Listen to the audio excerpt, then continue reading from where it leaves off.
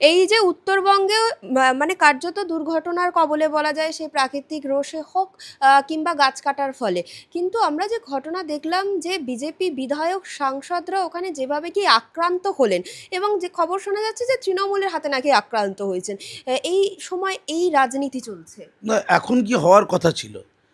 ৩৫ জন মারা গেছে, আরও কত অসংখ্য মানুষ মারা গেছে বা হারিয়ে গেছে, আহত হয়েছে, ঘরদোর ভেঙে গেছে, অসহায়রা কাঁদছে, আত্মপীড়িতরা কাঁদছে।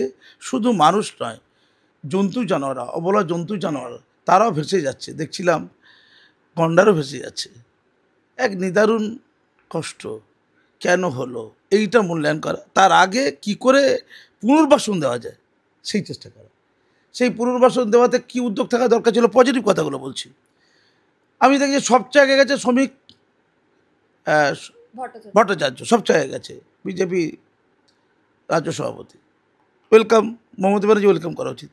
যে আমি একটু কার্নিভাল নিয়ে ব্যস্ত, এতগুলো নায়ক নায়িকাকে ডেকেছি, এতগুলো পূজা মণ্ডপকে ডেকেছি, অনেক টাকা খরচার ব্যাপার, কি করব বলো, একটা দিন শ্রমিকদা আপনি সামলে নিন, আপনি সামলে নিন।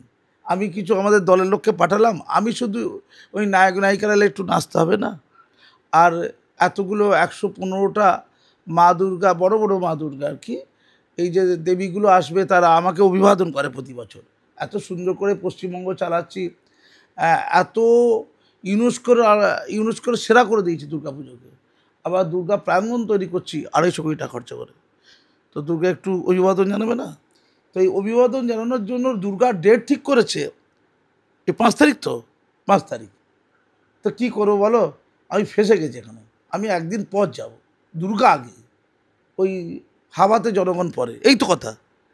তো দুর্গার অভিবাদন নেবে মানে নাকি দুর্গা কি মমতার অভিবাদন নেবে না মমতা দুর্গার অভিবাদন নেবে? আমার তো মনে হয় মমতা ব্যানার্জি দুর্গার অভিবাদন নিতে চেয়েছে।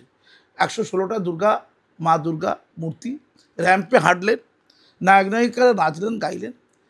আর আর ওই বিজাতীয় খ্রিশ্চানদের ধর্মীয় অনুষঙ্গ হচ্ছে কার্নিভাল। কার্নিভাল করার কথার অর্থই হচ্ছে মাংস পরিহার করার উৎসব। কার্নিভাল খ্রিশ্চানদের, এটা ল্যাটিন সব ভাষায় কার্নিভাল, কার্নি আবারে মানে হচ্ছে কার্নি মানে হচ্ছে মানে মাংস। ক্লিয়ার? এটা যে ধর্মীয় অনুষ্ঠান, একটা ধর্মীয় অনুষ্ঠানে ওরা অনেক দান ধ্যান করে, উপবাস করে এবং মাংস পরিহার করে, এটা হচ্ছে এর তাৎপর্য। এবং আমরা ব্রাজিলিয়ান কার্নিভাল বলি, রিও কার্নিভাল, বিশ্বের নাম করা, সেখানেও এগুলো ফলো করা, খ্রিশ্চান অনুষঙ্গ, ঐতিহ্য একটা।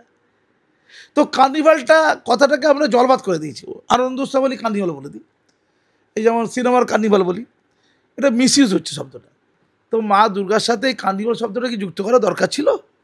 এটা তো একটা অন্য ধর্মের অনুষঙ্গ। বাংলায় কি সনাতনীদের ভাষা কম পড়িয়েছে?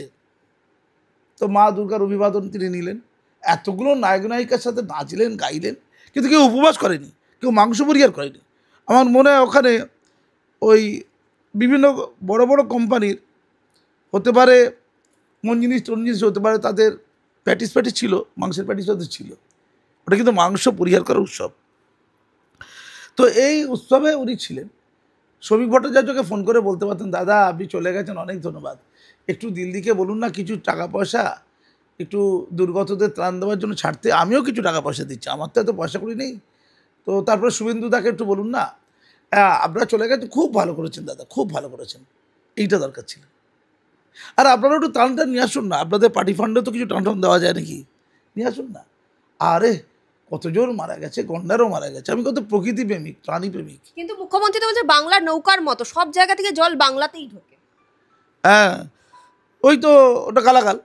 আমি তো গালাগালে পরে আসছি, আমি তো প্রেমের কথা বলছি।